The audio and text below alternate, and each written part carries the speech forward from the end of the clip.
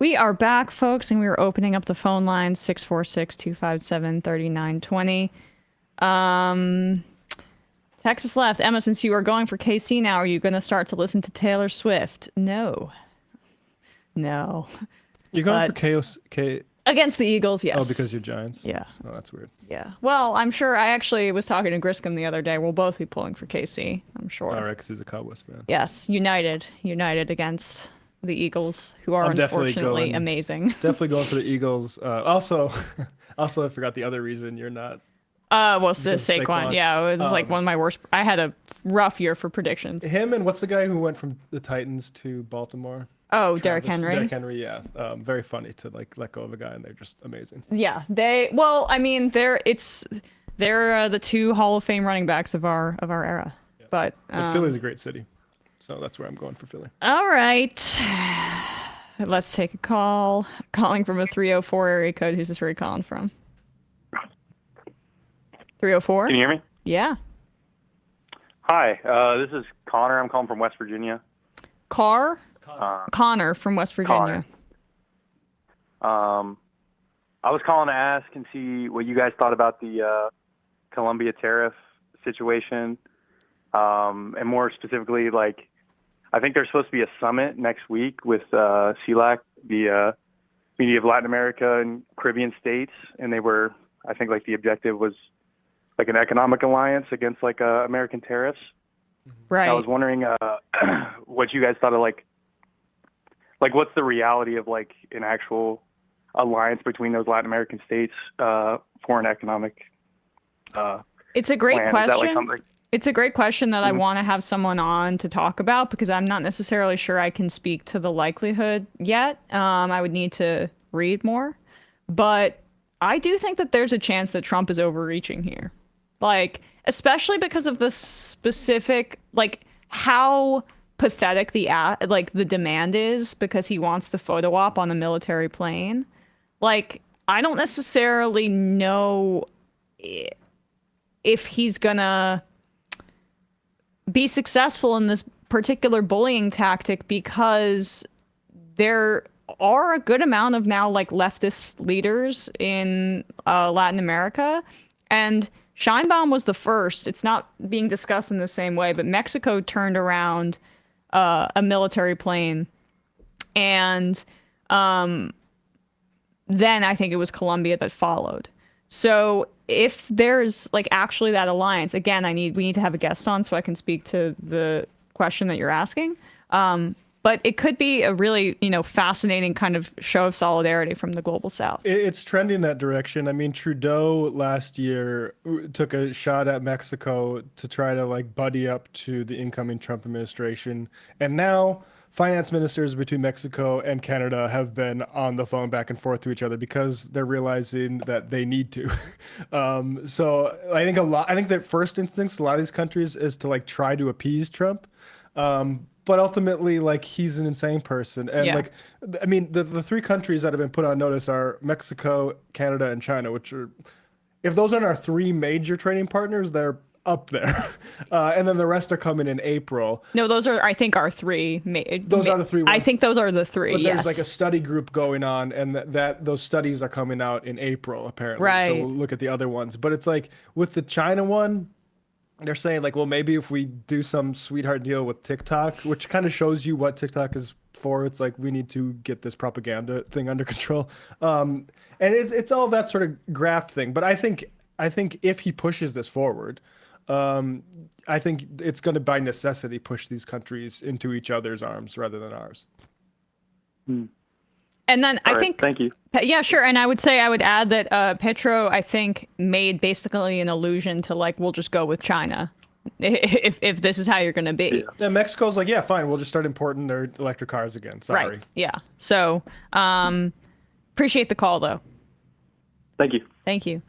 It is funny. I do think that like Trump kind of fundamentally understands that he can't push Mexico around in the same way. He's trying it with Colombia, but our trade deals, which he signed into law with Mexico and Canada, are key for the economy, particularly on vehicles. We have so much manufacturing of vehicle parts and other automobile pieces in Mexico that it's just like not feasible. But he's trying to push around Colombia because he thinks he can, and that's not necessarily working. And I'll just say, like, there needs to be a little bit more focus on the brutality of some of these things and how it's going to increase more as Trump gets more and more frustrated that they're not kicking out thousands of people every day.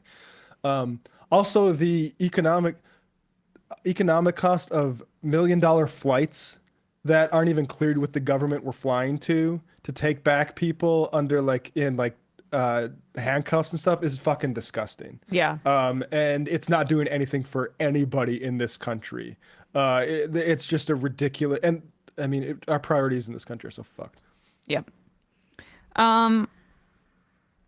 Let's all right, let's do 7 then, since we're kind of on the topic here. Oh wait, or maybe it's 8, which is the one that's better, the JD Vance one that you said might have been best. Is it 7 or 8?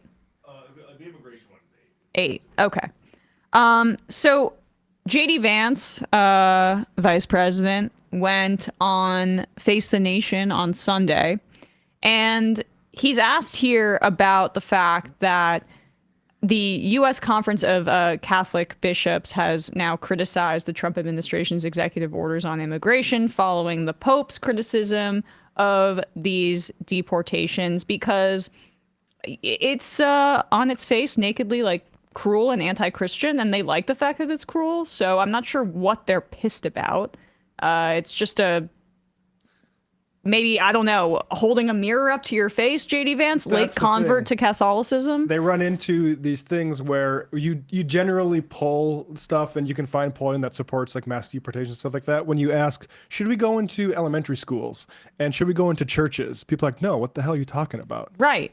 And I mean, honestly, what I do think is threatening about this kind of clear-eyed moral repudiation is the fact that it just pokes like a massive hole in their victim complex, because these are a bunch of religious leaders essentially saying, no, you aren't the victims here. The boot of the state and the people trying to deport folks that have very few rights in this country, they are, and we want to protect them, and what you're doing is morally wrong.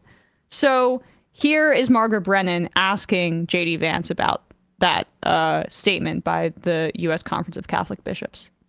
But watch that space. Let me ask you about another area that you campaigned on quite a lot, and there was a flurry of activity on, and that has to do with immigration. Sure. The U.S. Conference of Catholic Bishops this week condemned some of the executive orders signed by President Trump, specifically those allowing immigration and customs enforcement to enter churches and to enter schools. Do you personally support the idea of conducting a raid or enforcement action in a church service, at a school? Well, let me address this. Of course, if you have a person who is convicted of a violent crime, whether they're an illegal immigrant or a non-illegal immigrant, you have to go and get that person to protect the public safety. That's not unique to immigration. But let me just address this particular issue, Margaret, because as a practicing Catholic, I was actually heartbroken by that statement. Oh, no. And I think that the U.S. Conference of Catholic Bishops needs to actually look in the mirror a little bit and recognize that when they receive over $100 million to help resettle illegal immigrants, are they worried about humanitarian concerns, or are they actually worried about their bottom line?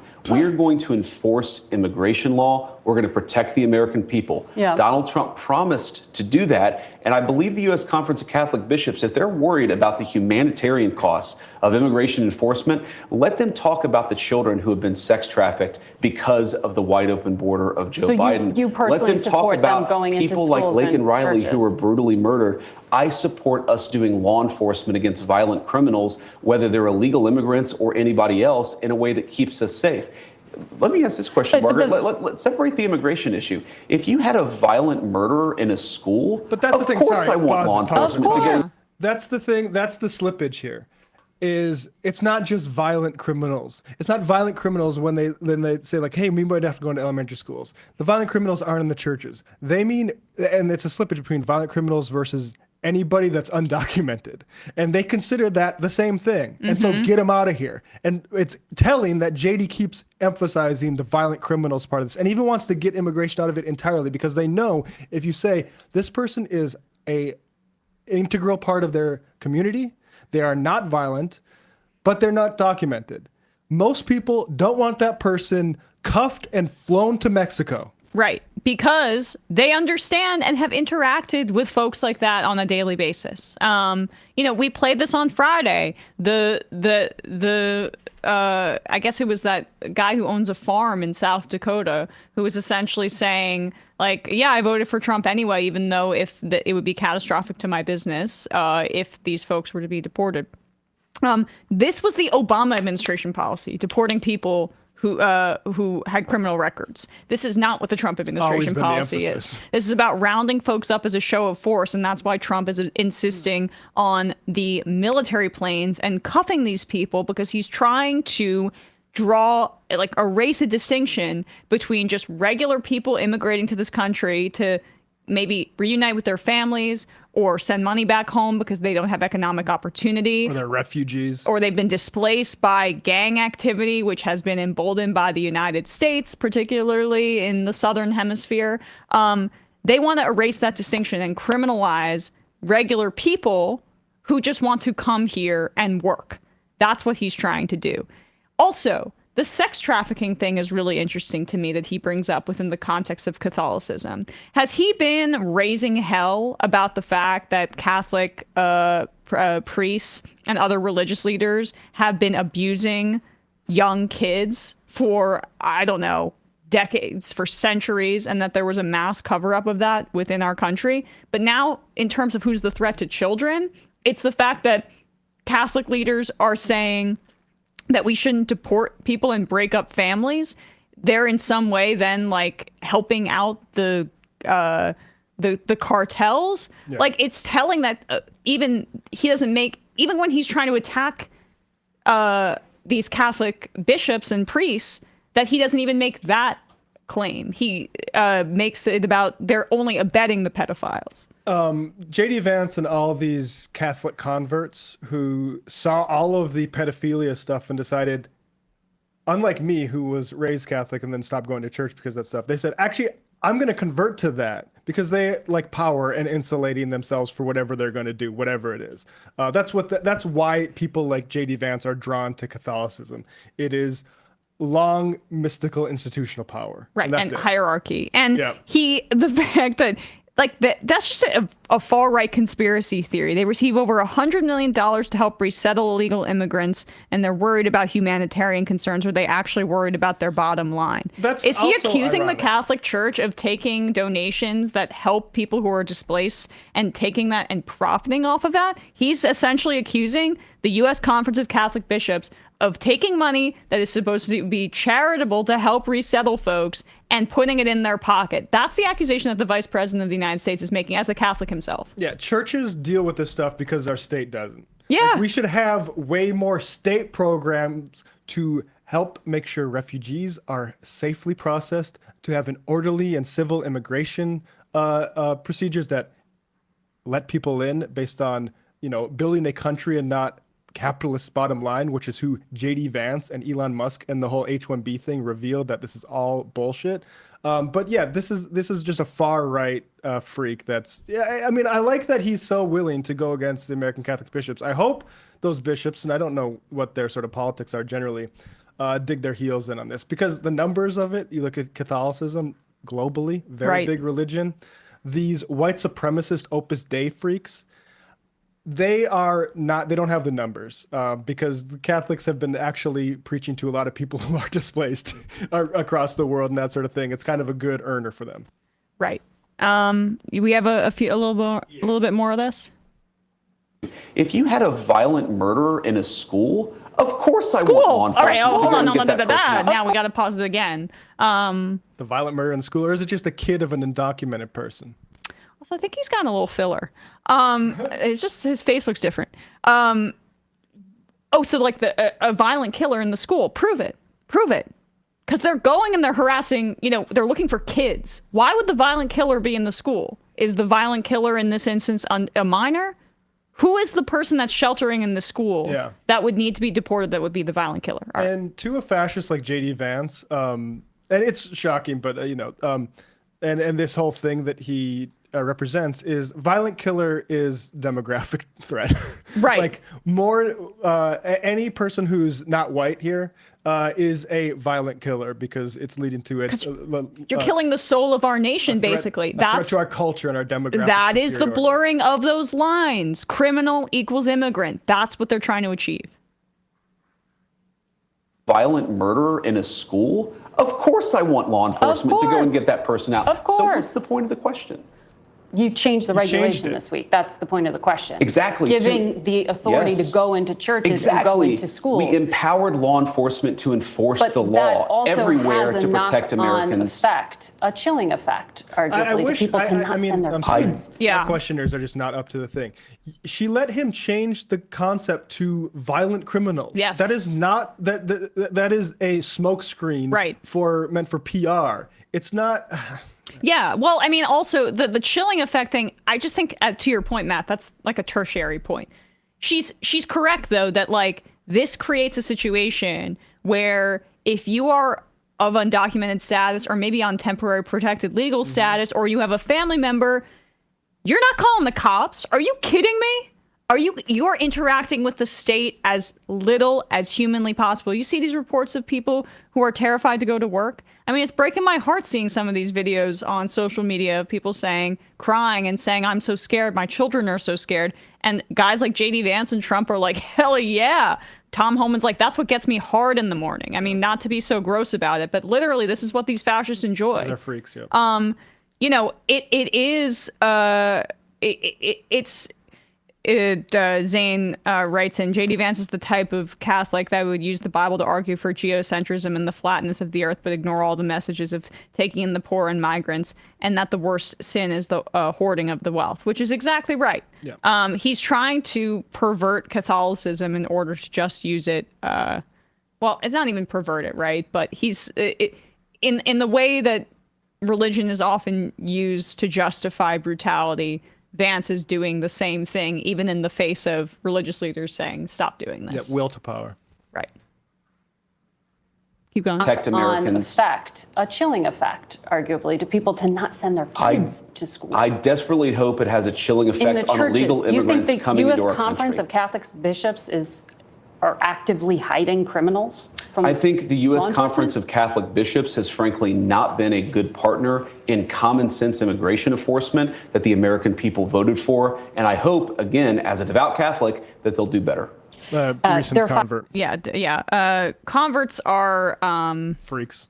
are often usually the people that are most dogmatic. What was that guy? Dokupol on CBS, the guy that went after Coates. Was He's Catholic. no, he was a convert to Judaism, but later in yeah. life, and was as racist towards him and as anti-Palestinian as it gets in media. Big red flag. Right.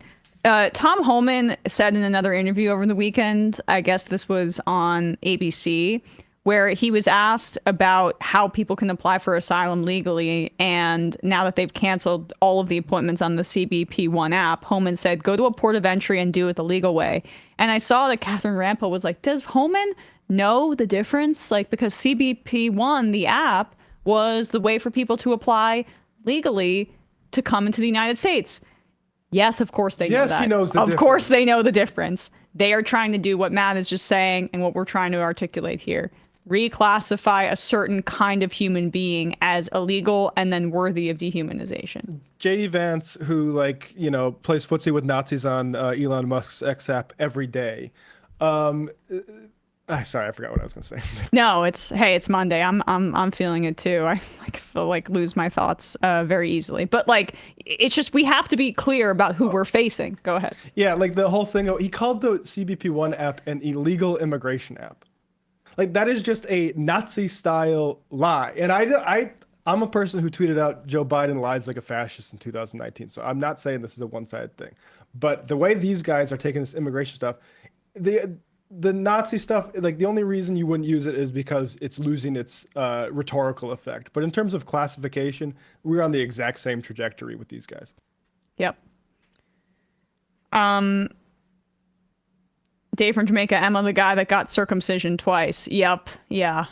People can look it up. It's not JD? No. Dr. Pol, the late convert. Oh my God. And it's freaks. so he was recircumcised. You can read his description of it, because it's, I guess, got to say, it's not a circumcision. It's an incision in an already circumcised penis.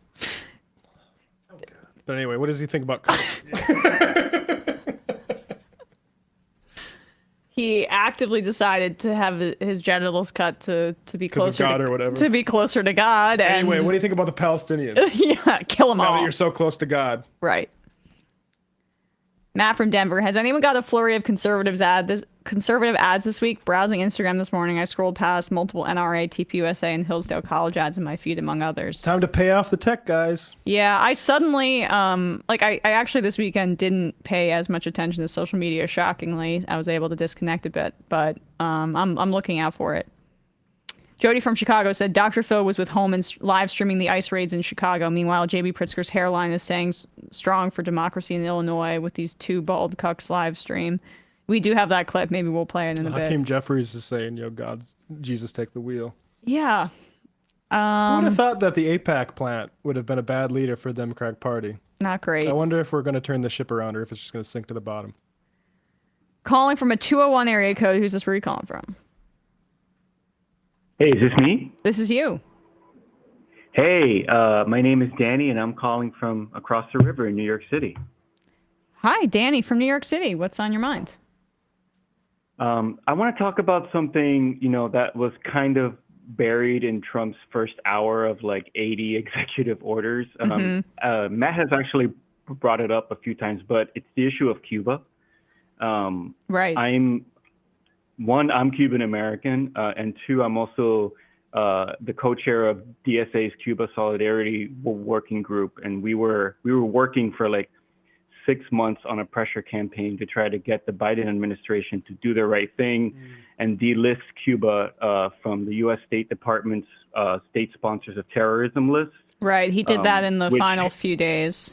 Yeah, he did it 7 days before he left office, which is like, way too little, way too late, of course. And Trump kind of immediately rescinded Biden's decision to do that.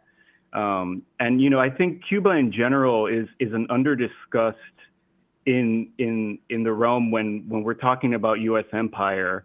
Cuba has been a target of U.S. empire since the revolution for over 60 years.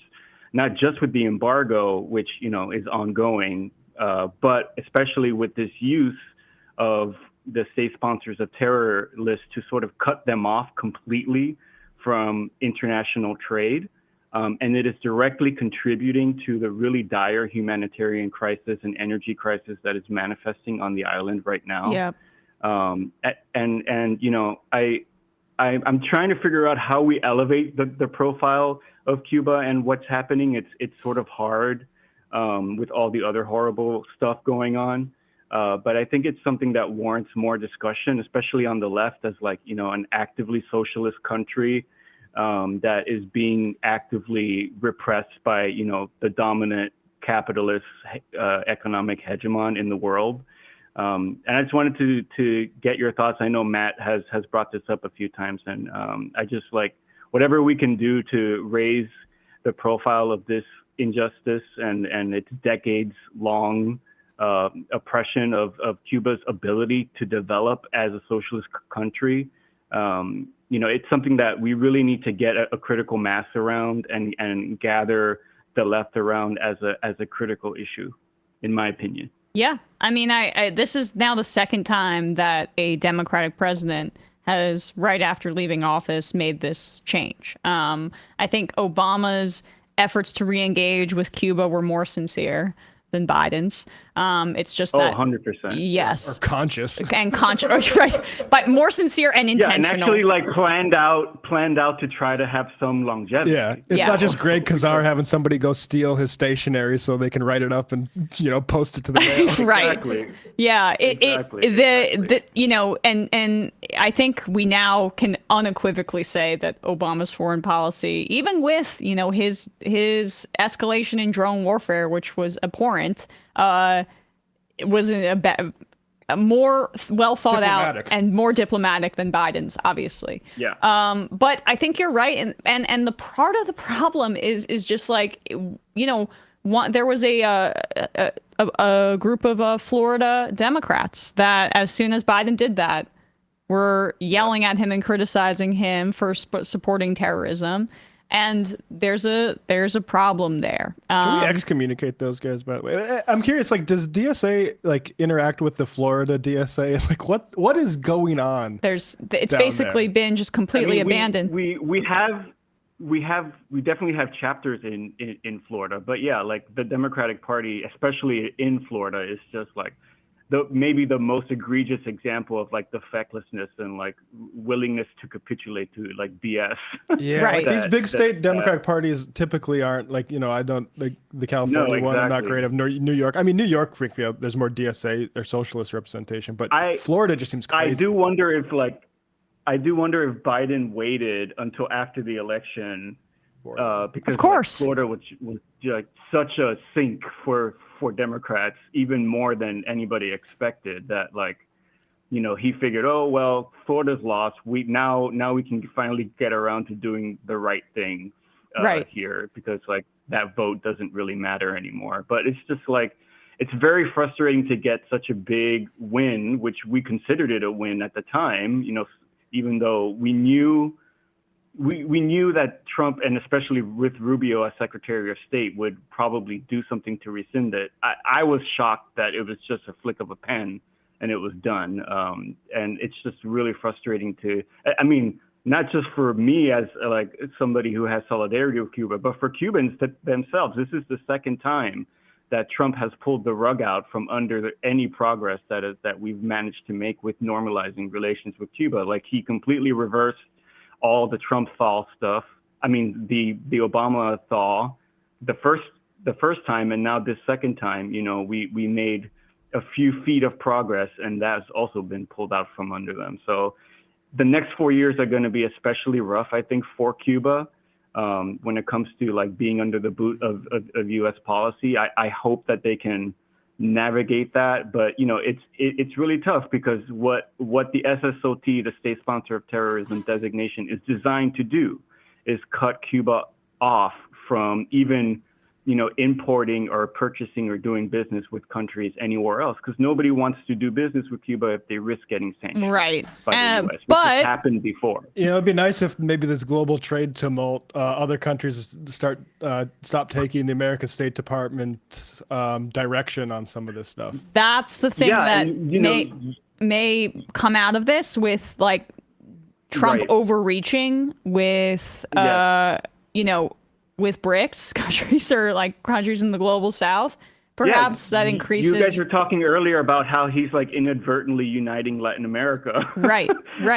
And like, I think I really hope that the conversation around Cuba and the really terrible, like, you can call it a slow genocide, like that what's happening in Cuba, because like they struggle to get basic things. And they have blackouts every single day, and like, sure, you can say the Cuban government should do X, Y, or Z, but at the end of the day, like, they're under the boot of the largest economic power ever known to man. Exactly. And it is like really difficult for a small island nation, no matter how good or bad their government is, to do anything. Well, it's remarkable they're trying they've to operate under those conditions. It's remarkable they've sustained it this far. It's just as remarkable right. that Castro 100%. escaped. How many damn assassination attempts? Like, 600 plus. Yeah. So appreciate the call, Danny. Thanks they so are much. they are truly like a standout for the left, and we should defend them and like have them at the front of mind. Absolutely. Appreciate the call. Thank you. Thanks, guys. Yep. Clay Donius says the Democratic Party in Indiana gives Florida Democrats a run for their money and fecklessness. A lot of horrible bills going through the legislature right now. All right, we will check that out. Who gives Florida a run for their money? Indiana Democrats. I mean, to be fair, I think maybe this is wrong. I think of Florida as a slightly less red state than Indiana, but Well, I think red state Democratic parties are pretty much not great. But Florida in our lifetime was in play. I mean, like 2000, obviously, it was the thing that hinged the presidential election on, and Gore most likely won that state. But it's completely rapidly. The difference, I think, is just that the Democrats completely just let it go in the Trump era and didn't even imagine, what a blue Florida going forward. It's just the fact that it's gotten so red so rapidly, and also the fact that the Democrats should have some built-in issue advantages with a population of a lot of retirees, which include they're the party that wants to protect Social Security and Medicare, and the Republicans want to gut it. On like the substance of it, the Democrats should be competitive in Florida, Also, but they're not. It's a giant sinking ship for climate change too. So Yeah. but maybe they haven't figured that out yet. Ginger Punk, the Uvalde school shooting proved that cops are unwilling to approach actual violent and threatening person. We did an interview on Left Reckoning. I can't remember the guest. I'll try to find it. But the basic idea was like he went through police training and like all of cops will defer to protecting themselves. Right. Surprise. Holtenheim, Super Predators is about to make a comeback for cracking down on schools. Normative determinist. I think they're not going to want to do a lot of the school stuff, just based on the optics. Yeah, I mean, that's the thing is like we've been prioritizing violent criminals. Yeah.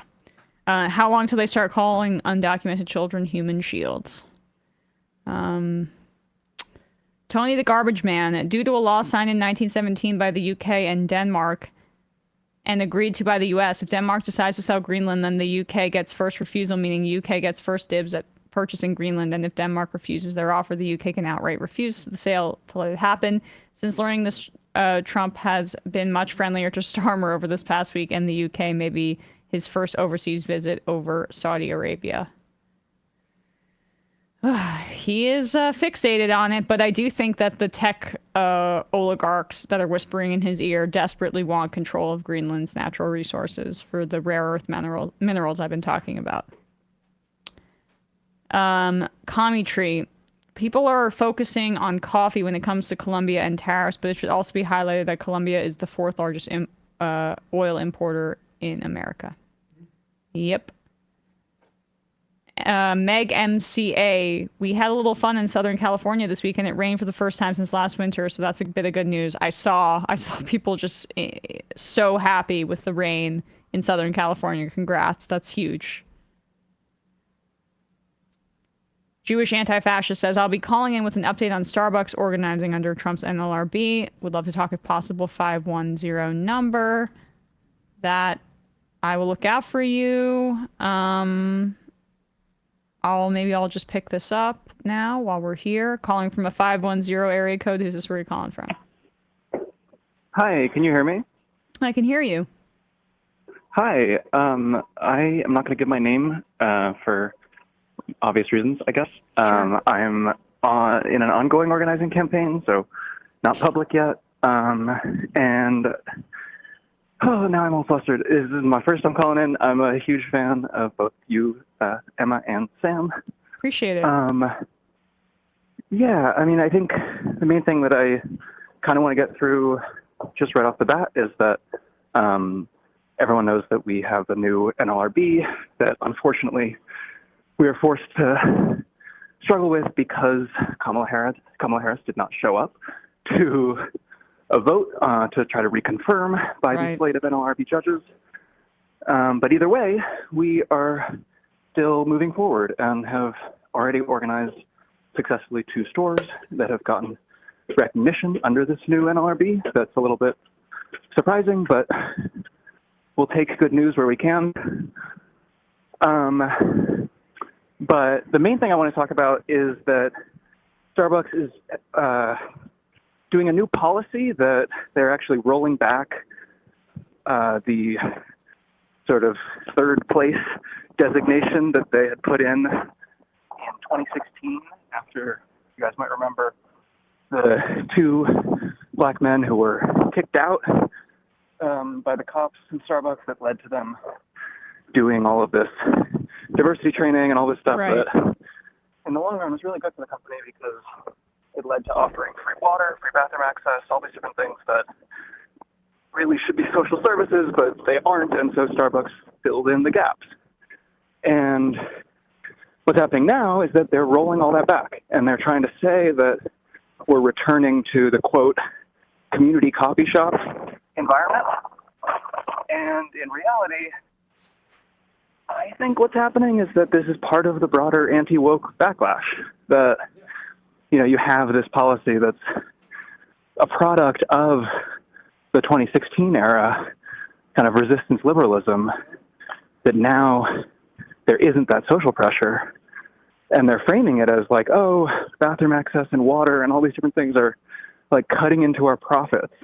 And what it really is that unhoused people are taking advantage of the services that Starbucks is offering that are necessary services, and they don't want those people in the store anymore. Yep, that's it. Of course. I mean, by the way, same motivation here in New York City with the cashless registers. I mean, one thing I would say about totally. this I mean, is, I should also say I'm in Manhattan is where I'll say my store is. Okay. But, so one thing I want to say about this is that we cannot repeat the same mistakes that we did in the first Trump term and the, frankly, Biden term, which is to expect corporations to be partners in any form of liberation. The only thing that we should be asking of corporations is not to gild the lily, is to empower their workers. That is the only thing. That's the only thing. And anything else that is done besides that, that isn't done under threat of labor action, is going to be thrown away. You're seeing this with all the banks and their environmental stuff. Yeah. They're saying, even before Trump won, they're like, we can't do this. We can't be competitive. Europe can't be competitive if we try to do all this climate stuff. Same with the ESG and social guidance and the DEI stuff. They are not doing that for the reasons that they're being asked to do that. They're doing that to run the clock out on people hating them. And the second that they don't need anymore, they will jettison it. So it needs to be, and it can't be to say, hey, Costco, make sure you maintain this policy you put on your website. It needs to be empower the workers at your corporation. Yeah, I mean, that's the main thing that we try to make clear to workers when we're trying to organize, is that Starbucks, like, they pride themselves on being like, oh, we offer all these benefits. We offer health care to part-time workers, and we don't have to legally do that. But they can take it away anytime they want. The only time that is guaranteed is a contract. Yep. And that's what we need. The reason I'm actually calling, though, is that I found it to be really difficult. That a lot of my coworkers are, I mean, I guess a little bit victim to classist propaganda and the dehumanization of our unhoused neighbors. And on the one hand, I get it. Like, I don't know. I'm they have to deal with maybe they can't be social workers. I mean, this is exactly. Yeah, right? we weren't trained as social workers. This isn't our responsibility. Yeah. But it is a challenge to be like, look, of course, this is a thing that is a policy changing that we don't like, and it's a policy changing that harms a lot of really vulnerable people. Right. And that we should have solidarity here. Like, there is a way that this campaign can be pushed by that. You see exactly what, like, that is the fact that your coworkers are experiencing that frustration because there is no way that they should be equipped to, or could never work. Could to deal with a third place? Right. I mean, the problem is that this is what the state should be involved in, because and there should be housing provided for people by the state, where they can go and shower or wash their hands or use the restroom, and it shouldn't be on Starbucks workers. And capitalists benefit from that level of resentment that's engendered by this kind of patchwork response. We should be taxing Starbucks and creating the third places. We should not be expecting I agree. Corporations. We can't. The thing is, it's just a category error. Corporations do not exist to liberate you.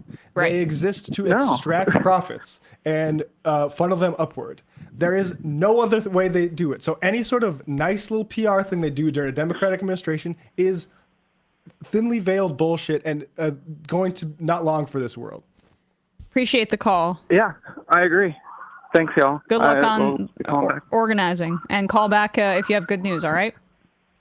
Thank you. Thank you. Have a good one, y'all. You too. Bye. Bye. Like the third place thing, it's kind of crazy. Like these things get like sucked up into, okay, now look at Jeff Bezos or Howard Schultz. They're saying the right things. They hear us. If they're listening, it's because they're trying to take your money. Or your data. That's literally a plot point in Succession where they find out that their TV boxes, they wanted it to be, we hear, we listen to you or something. And then they found out that legal had an issue with it because they actually are surveilling what people are saying, basically. Right. I mean, it's satire just coming to life. All right, we'll take one more call and then we'll do some clips. This will be the final caller of the day, calling from an 802 area code. 802. Are you there? Hear me okay? Yes, you are the final caller of the day. How you doing? Oh, wow. I was like super. This is the first time call. This is MPG from Vermont. I'm calling. MPG from Vermont. Okay. Yeah. I'm calling. It's kind of a lighter, I guess, lighter compared to the other stuff you guys have been talking about today. Just wanted to talk a little bit about some of the AI stuff that's going on, and particularly the consent surrounding AI.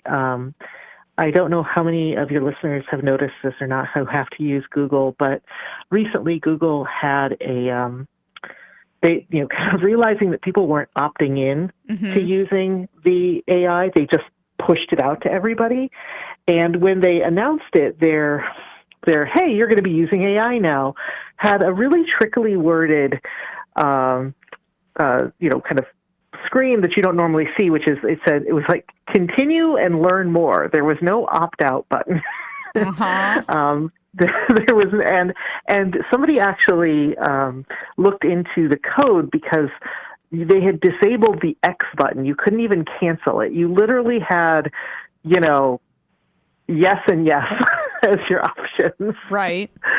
And I had noticed a similar situation with Microsoft. I had the Office actually installed on my PC. I wasn't even using like Office 365 on the web, where they just snuck in AI without consent, without any kind of like information. I was compiling some personal documents, some private documents, and trying to like copy and paste them into Word so that I could export them as a protected PDF. And suddenly AI is popping up like, hey, I'm going to summarize this for you. It's like, oh, no, well, no, we're not okay with it. They're panicked. Yeah. I mean, we saw this morning that the markets collapsed because this is a giant bubble that needed to pop. This level of like, investor excitement about this AI shit is just like way overmatching the value that they're creating. Right. No, I mean, so I actually have to work with AI in my job, and I don't actually hate the AI.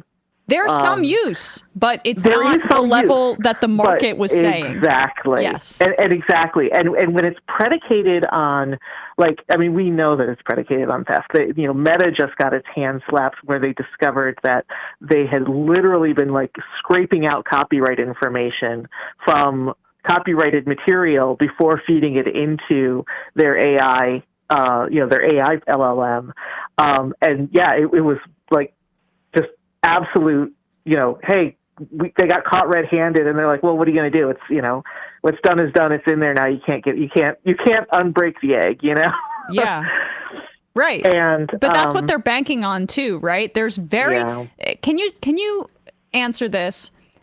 I mean, how are they if you work with AI, is there any internal discussion about using copyrighted material and the legal ramifications for it, or is it just basically like understood that this is how this everyone's looking the other way because everyone wants to make money? It's the latter.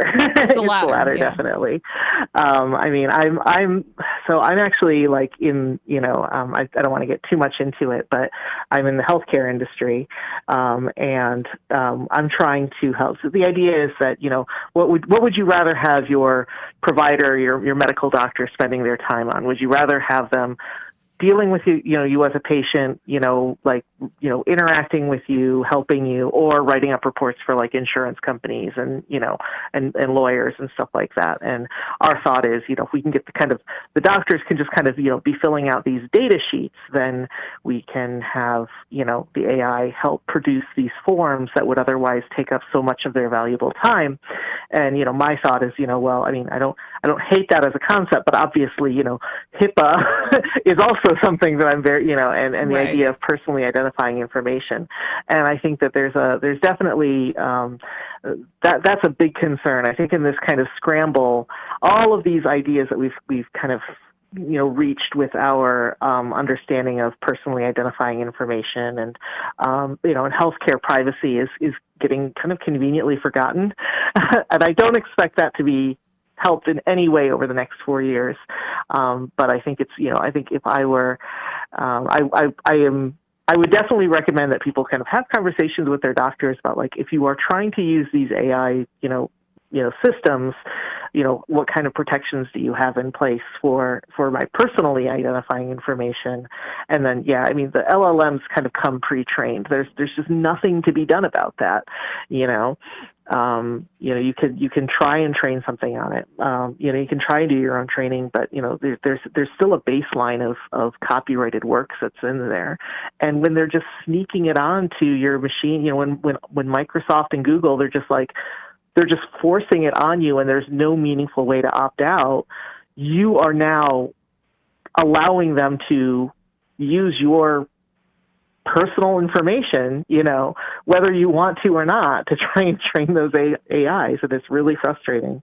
And I just kind of wanted to call in and, just see if there was any, I did mention, I wrote to my representative about, like, we need kind of meaningful consent in, technology legislation. Never heard back.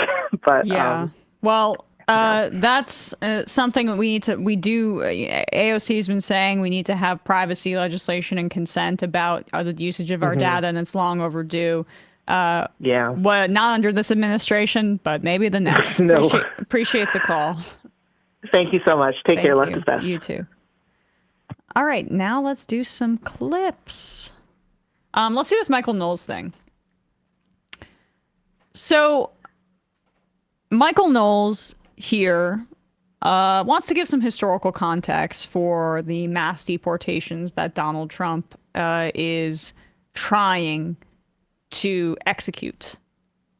He's been reportedly unhappy with the tally so far. He said that he wants 1,200 to 1,500 deportations a day. That's the directive that's been sent to ICE. And he wants it in a way that is good PR for him and his far-right buddies. He wants the deportations to be on military planes and to handcuff these people who are immigrants, because what's important for this far-right anti-immigration project is to completely eliminate and blur the lines in between criminality and somebody just seeking a better life by trying to immigrate to a different country. You can't hit his numbers for thousands a day without going after people who aren't violent criminals. There is like almost no pretense on that front. The deportation of criminals was the Obama administration era policy, and that's not what this is going to be. And so anyway, Michael Knowles and the rest of the right, they're really enjoying all the cruelty that they're seeing. And here is his explanation for why this is actually a very patriotic move. You might argue that mass migration mass deportation rather, is wrong. That's what Democrats are arguing. And there are even some libertarians and right-wingers who argue that mass deportations are wrong. The one thing you can't argue is that mass deportation is un-American. I don't know if you guys are history buffs or not. Have you ever heard of the Trail of Tears? I know a lot of people don't defend the Trail of Tears, but that was a mass deportation. That was in, what, 1830? Have you ever heard of Operation Wetback, when we actually deported a ton of Mexicans, like 100,000 or more Mexicans? Too bad. You might not defend Operation Wetback, in part because of the name, because it's an offensive word. 1954. That was a mass deportation. How about the Palmer raids of all the communists, 1919, 1920? Yeah, horrible. Deported, because a lot of the communists were foreigners who were in America, deported lots and lots of communists, rather. Commoners. How about the Japanese? We always talk about Japanese internment during World War II. You know, we also deported a lot of Japanese. Again, you might say, well, that was all really terrible. Okay, but it's American, though. We sure did it. I'm noticing a trend here, huh? How about the Haitians and the Cubans that we deported after the Mariel boat lift in 1980? That was a mass deportation. You say, well, that's wrong. It's anti-American. Again, I know maybe you don't like it. Okay. Maybe you can make an argument that... Maybe you can... So he's not making a value judgment. He's just not. He's just saying, hey, you could say it's wrong, but you can't say it's anti-American. And if you say it's wrong, are you anti-American? Because he's exactly right. Those policies were implemented by this country, the Trail of Tears. Settler colonial state. Japanese internment. These were wrong, horrible things that we did. But he doesn't really want you to make a value judgment on that, because if you do, you're against America. And I'm reminded I can make a value judgment. He doesn't want to make his own, apparently, which is kind of pussy. But I mean, he is by not saying it, by saying that one side says it's wrong and then the other side loves America.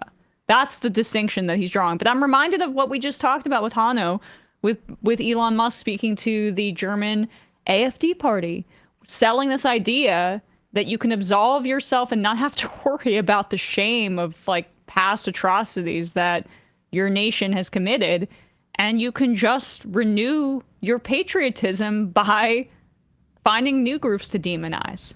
You know what's also American is celebrating Custer getting whacked in the West, as some Americans did, thinking he had it coming. King Philip, one of the leaders, a name that we gave a Native American leader, later attacked, had fans among Americans. Like, that's also a countervailing force in America. But that's the thing is, like, fine, you can say these are American things. I think that's rather important, actually, to say that, because I think we do get focused too much on the Nazi and, you know, Hitler, and that's basically transferring this across the Atlantic. We have a huge problem here in America that isn't Nazi related. It is America, settler colonial, white supremacist related.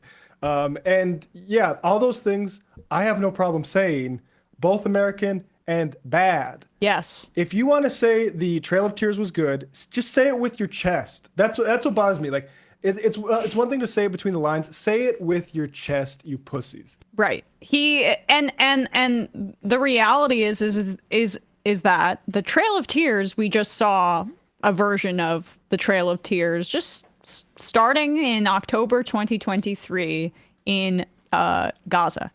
That was an ethnic cleansing campaign in the same way that our the Trail of Tears and our treatment of the indigenous Americans here was ethnic cleansing. So he's trying to essentially say, without saying, that these things were good and necessary for the construction of America, which is a counterfactual, but it's a very easy way to absolve yourself of bringing history into our current context. That was a mass deportation. You say, well, that's wrong. It's anti-American. Again, I know maybe you don't like it. Maybe you can make an argument that some of these things were unjust. But the one thing you can't say is that it's un-American. No one's arguing or anti-American. That. Mass deportation is as American as apple pie. Okay, we've been doing it for a very, very long time. So is birthright citizenship. And frankly, if you want to argue that these things... Great point. Birthright citizenship. Yeah, it's been in place, the 14th Amendment, since right after the Civil War. That's pretty American. That's a long time. You know what's not super American that hasn't been around for this long, but mainly around like people's lifetimes, is this insane boondoggle of government spending for security at the border that doesn't actually accomplish what it says it does, because it's impossible to close that border entirely. You know what's can't older do than it. ICE is birthright citizenship. Which one's more American? Exactly. Is there compounding interest on Americanism for Also- birthright citizenship? Or how about hating the Confederacy? Because Good- that preceded ICE. How about relatedly- hating Nazis? Did Michael Knowles do a segment? Because like the United States fought the Nazis in World War II. That's one thing about Americanism that I'm okay with being proud of and owning. We're supposed to hate Nazis in this country. What does he have to say about Elon? Is that American? Or is it just the targeting of indigenous people or Japanese people or other minorities? Is that what's American to Knowles? Tim Holquin in the chat. So is slavery. Yeah. And Yeah. guess what? We fought a war and put that away. At least chattel slavery. There's still some, bonded labor. But yeah. And also the thing about American Pie is like when things are like American Pie, also good. Yeah, right. They're not really controversial. The things that are controversial, I don't know if as an American, I am comfortable. And somebody who's like, unlike Daily Wire folks taking money probably from foreign billionaires, I'll probably say, or billionaires not born in this country. I'm an American. I think those things that like birthright citizenship and our fight against slavery and the way that Americans joined up to not only fight fascism in World War II, but also fight Franco and the Catholic fascism of Spain prior to that. That stuff that's the American shit I like. Yeah. I'm not afraid to say what it is I like. Unlike Right. Michael Knowles and everybody who watches Michael Knowles things, I'll say what I like and what I don't like about this. I'm not just going to say, well, it's American. What are you going to do? Yeah, I pair my apple pie with anti-Confederacy. He pairs it with, ethnic cleansing, I guess. Mass deportation is as American as apple pie. Okay, we've been doing it for a very, very long time. And frankly, if you want to argue that these things were deeply un-American, I would encourage you to look into the details of them, to put yourself in the historical positions of the people making decisions at that time. And I wonder if you wouldn't make the same decision. No, In we fact, I know the you Democrats would. We know you would. don't Pause it. We seriously know believe you that would. lots of- We know you would make that same decision. Thank you. Yep. Thank you. I don't want to have to, I love when they drop the pretense because all of these freaks, Michael Knowles is a true believer, and these other Daily Wire, I would imagine that Walsh would make the same case and probably does behind closed doors, which is that they're tired of the judgment by people on past very intelligent white men who had to make the tough decisions about which minority groups to persecute and slaughter or whatever. And if they were in the same position, they know that they would have made that choice because they have just modernized their reactionary racism for the current political moment. Whereas the left tries to learn from our past from our past like horrific treatment of people, the right tries to return to those same conditions. So like that's the thing about the Holocaust in particular, too, when it's deployed in this country by conservatives. If you guys were in existence when the Holocaust was happening, if you were alive then, you would have been on the side of people telling the American government to turn away the boats of Jews who were fleeing the Holocaust, because you would say that it would change the culture of America, and that of course Germany doesn't want these people in the same way that they talk about immigrants from the global south, and of course like from places where we've displaced so many people, like in Afghanistan and because of our war there, or with the genocide that we support in Palestine. That's when they make that same argument. And so it's almost revealing here that he doesn't go with the Holocaust because that's a bridge too far, too, and it might piss off his boss at the Daily Wire, Ben Shapiro. But that they basically place themselves in those positions of power, in those decision-making processes, and they know which side they would have been on intrinsically. Yeah, Trail of Tears, Palmer Raids, Japanese internment. All a no, actually. Michael, I would not do any of those. Thanks for asking. Yep.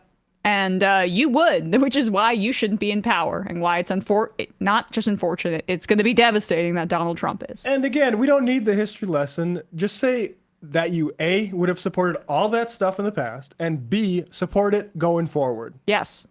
You're right. Clarify. Say it with your chest. Do we have any more of this? I think we kind of got the gist.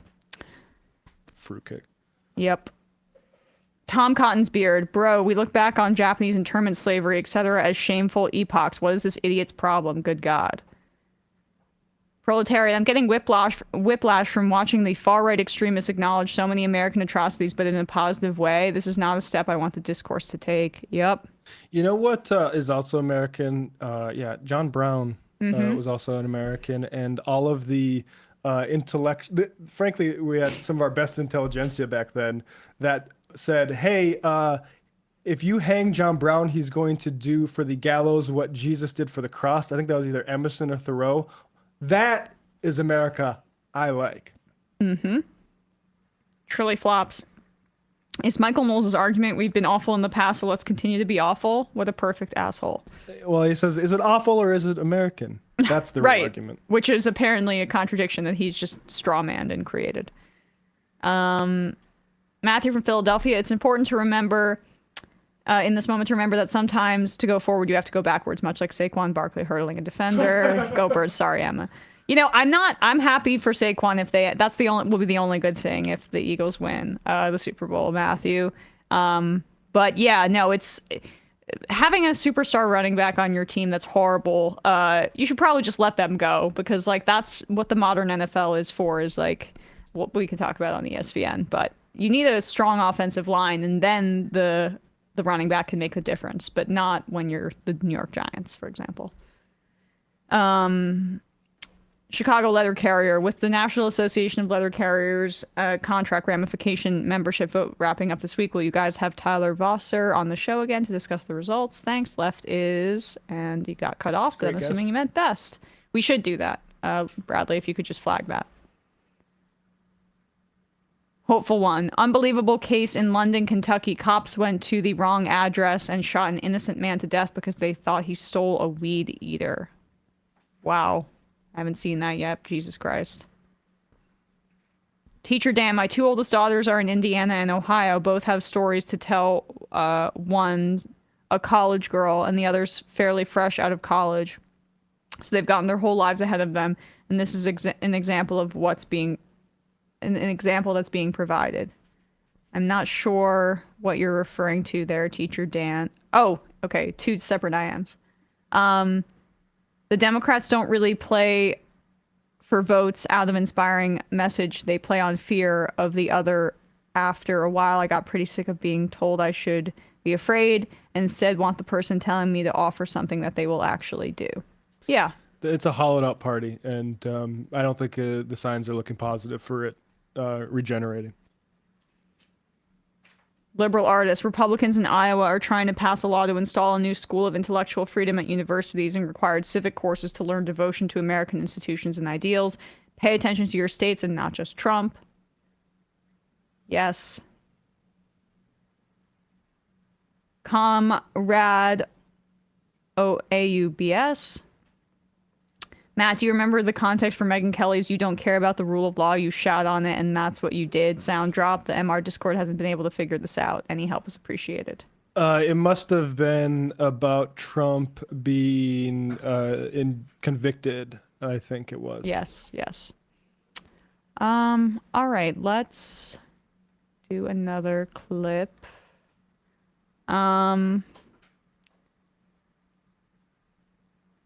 What should we do here? You got that Fanon stuff? Oh, is that... Which one's that? It's our Jan 6 cop. Oh, 12 and 13. Okay, so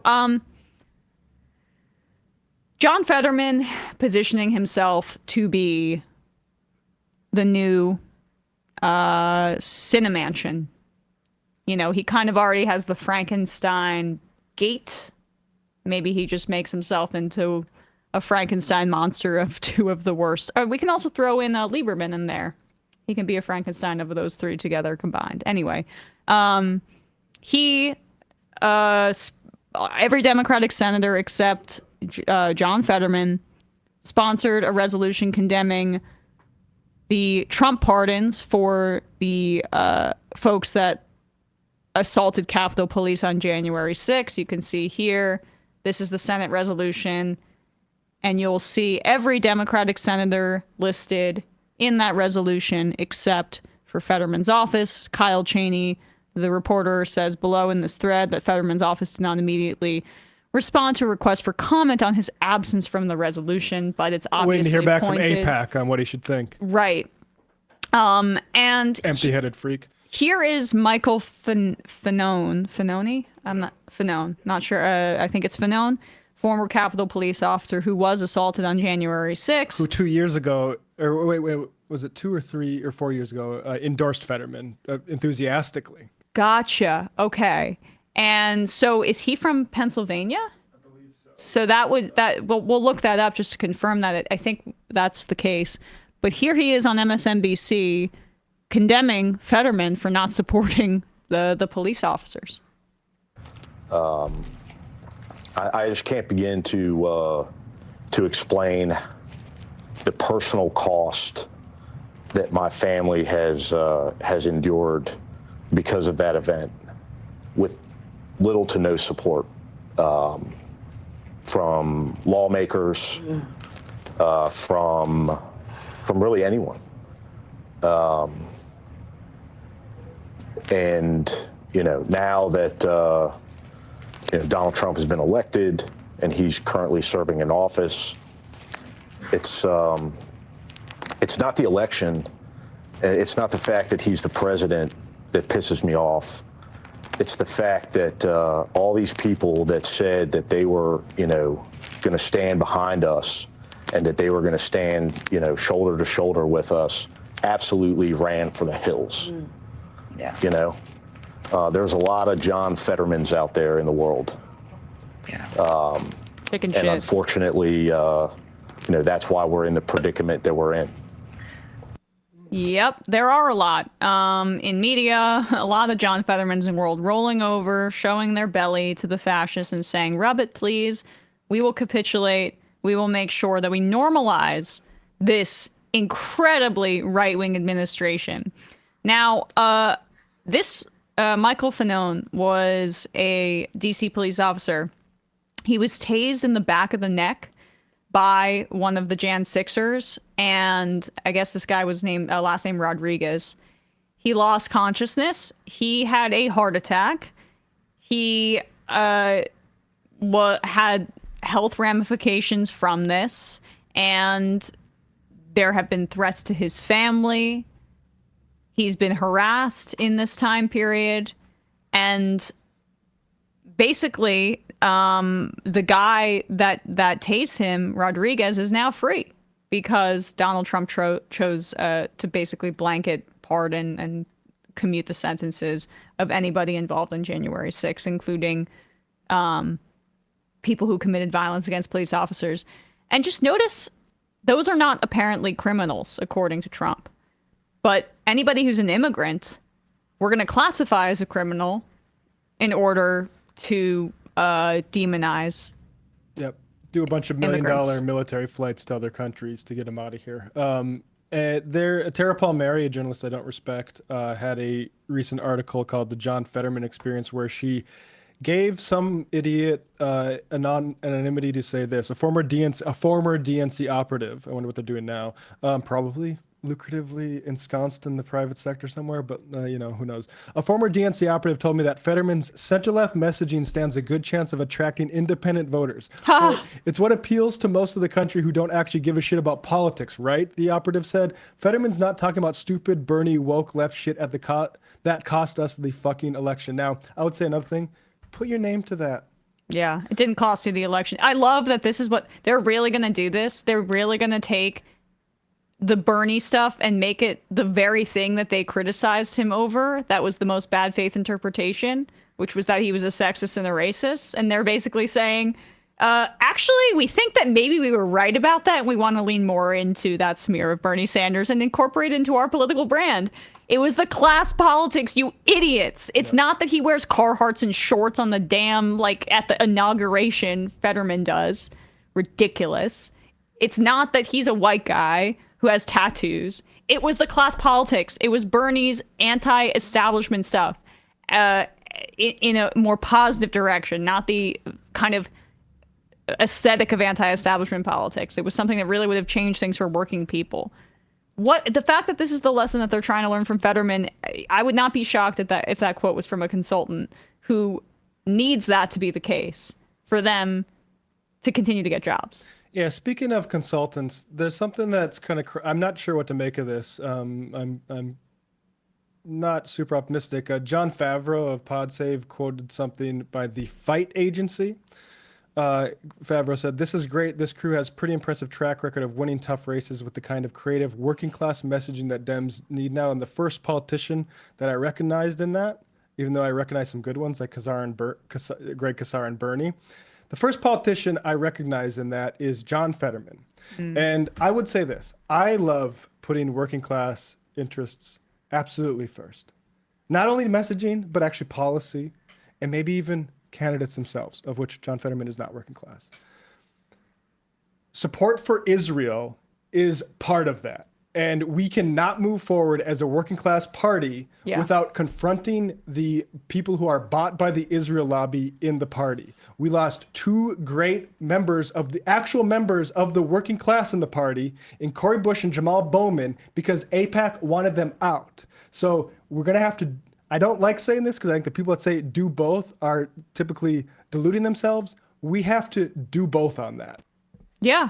Yep. We have to do both. And, because it's also to view those things as disconnected is an incorrect view of U.S. politics. Fetterman's sucking up to Trump is directly related to the millions of dollars in pro-Israel money that he's receiving, and it's directly related to the fact that the two members that Matt just described weren't just speaking out against the Palestinian genocide.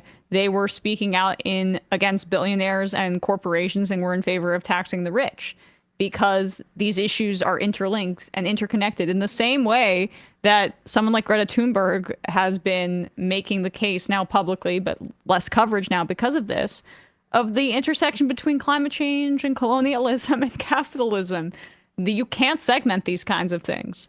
And Fetterman's reactionary politics are directly connected to his support for Israel.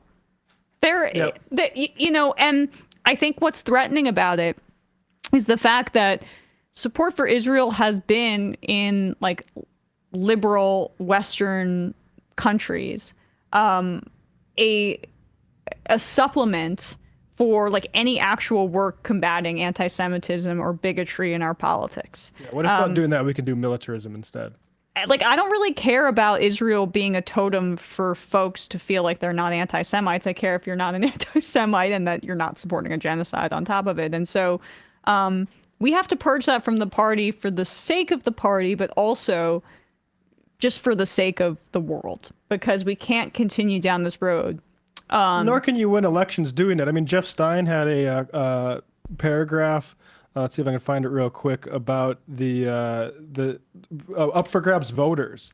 Massive. Oh shoot, I've been too active on Twitter. I'm not gonna be able to find it. But basically, up for grabs voters. Their number one issue was Israel Palestine, or at least war stuff. Let me find the exact thing. Right. So we were just talking about this with Hano as well. Tater Tot says, shout out to the Delta workers in the Twin Cities currently fighting for union recognition. They had a rally this past Saturday, and Sarah Nelson was the keynote speaker. Oh, yes, that's awesome. This is from Jeff Stein. The Trump's, and this is his quote tweet from H. Bendas. The Trump campaign's research found that up for grabs voters were about 6 times as likely as other battleground state voters to be motivated by their views of Israel's war in Gaza. Mm-hmm. But anyway, Liz Cheney. Yeah. And I just want a quick point. The Adam Jendelson, Matt Iglesias people still saying that it was her left wing stuff that sunk her. What left wing stuff? They're lying. What left wing stuff? It's so crazy. They mean stuff from 2020. Because this is the exact campaign that they. Oh yeah, right. You know what actually undercut her is like the fact that she was basically put in the closet for 3 years because Biden was afraid of being overshadowed. That probably undercut her. And the fact that she ran the exact campaign that they would have wanted. It's like the campaign was run by people that read Matt Iglesias. He got the campaign he wanted. And what's the same? It's the same solution as just like continue square peg round hole that I'm selling to you and also pay me $500,000. Not him specifically. But it's just, it's funny how they always find the same solutions. They have to because they're dishonest. I mean, Adam Gentleson is fighting for his life right now because he shouldn't be hired again by anybody ever again. Adam Gentleson, person who's been on the show, maybe the person, if I could go back in time, say, hey, let's kill that interview and not have that freak on this show, has a long history of anti-Islam policy being in proximity for it. Not just Fetterman, he was also on Harry Reid's staff back when Harry Reid led the charge against the Ground Zero Mosque. Oh, really? I did not know that. I just think it's interesting. I've seen enough, in my personal opinion, to say that racist shouldn't be hired by the Democratic Party again, nor should people read his books.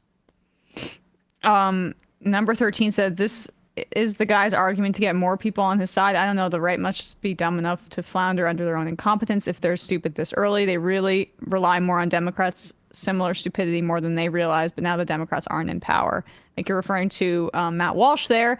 The problem is that they can be stupid because they have capital on their side. Yeah, you don't get points for being smart. Yeah, it's about power. What is it?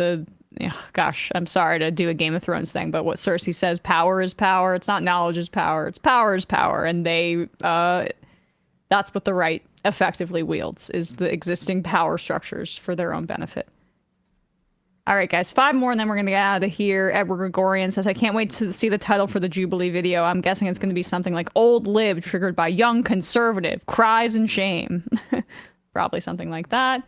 Rural Lefty said, former D.C. Metro police officer Michael Fanone was tased multiple times. Please watch recent public discussion with Fanone, former Capitol Police Officer Harry Dunn, and former Illinois Republican Congressman Adam Kinzinger on Kinzinger's Substack. Fanone describes how his police partner on January 6th voted for Trump. We'll check that out. I can't say that I am a subscriber to Kinzinger's Substack, but no, it sounds relevant at the very least, you know. Leftist Sojourner. Fetterman's support for Israel was the start of his downfall, who became worse on every issue, trying to dig in his heels into Zionist rhetoric.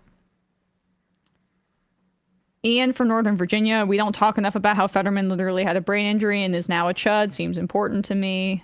He's probably a chud beforehand, but... Yeah. American leftists, I will not compromise with people that John Brown would have hanged. Or who would have hanged John Brown? Yeah. Greg from Arkansas, maybe if Fetterman traded his hoodies for wacky outfits from the Capitol in the Hunger Games movies, he would achieve his final form as Cinemansion. Yeah, he needs to, some bright colors from her closet of, dressing like she shopped at Claire's. And the final I am of the day. Tim Pool's plunger. Any event this fascist is referencing would not be taught in anti-CRT U.S. history curriculum. Very well said. All right, guys. I mean, it's true. That's what they're trying to impose. Hey, it's American. Why can't we teach it? Yep. All right, guys. Thanks so much. We will see you tomorrow. Sam will be back then. Appreciate you all. Bye-bye. It might take all the strength I